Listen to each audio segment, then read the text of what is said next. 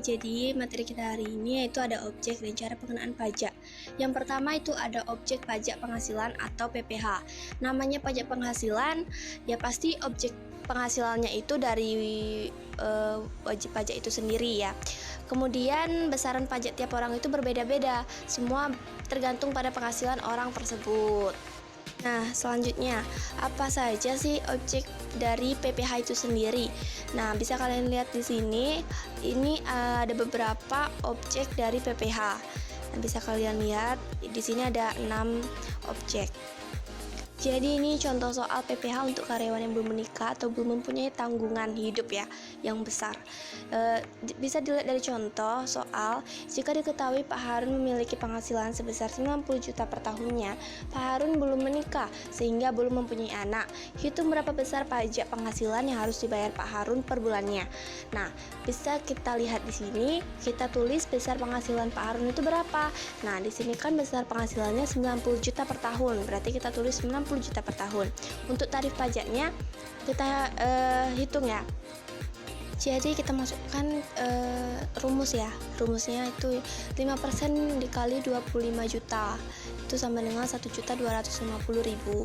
Kemudian 10% dikali 25 juta sama dengan 2.500.000. Kemudian 15% dikali 40 juta sama dengan 6 juta rupiah. Berarti pajak penghasilan per tahunnya adalah sebesar 9.750.000 rupiah. Pajak per bulannya yaitu 812.500. Oke, jadi yang kedua itu ada objek pajak pertambahan nilai atau PPN. Apa sih itu PPN? Nah, PPN itu merupakan pajak yang dibebankan setiap pertambahan nilai dari suatu barang atau jasa. Nah, besaran dari PPN ini 10%. Maksudnya tuh kita hitung 10% ya dari pajak pertambahan nilai ini. Contohnya mudahnya gini, kita belanja nih di sebuah minimarket, terus beli minuman. Nah, harga yang kita bayar dari minuman tersebut itu sudah termasuk PPN. Jadi pajak dari minuman yang kamu bayar nantinya disetorkan langsung sama pemiliknya gitu loh. Kemudian di sini terdapat objek dari PPN sendiri, yaitu ada 7 objek. Bisa kalian lihat sendiri di sini. Bisa kalian catat juga kalau ada yang penting. Nah, di sini terdapat contoh dari PPN. Misal, Ibu Lita membeli sebanyak 20 kulkas dengan harga satuannya sebesar 6 juta. Jadi satu kulkas itu 6 juta. Lalu berapakah PPN terutang toko Samson yang wajib disetorkan? Jadi toko yang Ibu Lita beli itu berapa yang harus disetorkan PPN-nya ya. Kemudian penyelesaiannya, total DPP atas penjualan 20 kulkas itu berapa? Jadi kita hitung di sini 20 dikali 6 juta sama dengan 120 juta. Jadi untuk mencari PPN yaitu 10% dikali 120 ini, yang kita mencari DPP ini 120 juta sama dengan 12 juta rupiah. Jadi PPN yang terutang yang wajib disetorkan oleh toko Samson adalah sebesar 12 juta rupiah. Yang ketiga itu ada objek pajak penjualan atas barang mewah atau PPNBM. Pernah nggak sih kalian ngelihat mobil-mobil mewah, mobil-mobil sport atau mobil Lamborghini, BMW atau mobil mahal lainnya di majalah, di TV atau di internet atau di sebagainya.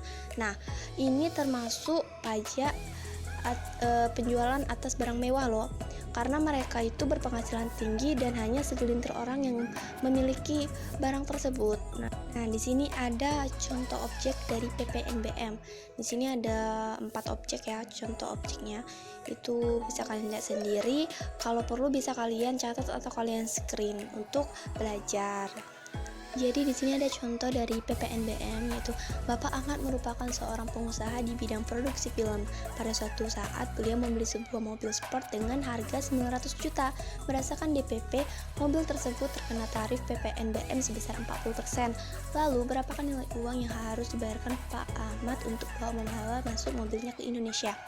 Nah, PPN sama dengan tarif PPN dikali dengan harga barang dikurang dengan PPNBM. Kemudian PPN sama dengan 10% dikali dengan harga barangnya tadi berapa? 900 juta dikurang dengan PPNBM dalam kurung itu 900 juta dikali 40%. Berarti PPN sama dengan 10%, 900 juta dikurang 360 juta. Nah, kemudian PPN itu sendiri 10% dikali 540 juta sama dengan 54 juta. Berarti total harga mobil yang harus dibayarkan Bapak Ahmad adalah harga mobil ditambah PPN ditambah PPNBM sama dengan 1.314 juta. Terakhir itu ada objek pajak bumi dan bangunan atau PBB. Nah, pajak ini bersifat kebendaan. Artinya gini loh, besaran pajaknya itu ditentukan oleh keadaan objek pajak itu sendiri. Dalam hal ini bumi dan bangunan, bukan membayar pajak dari planet bumi ya.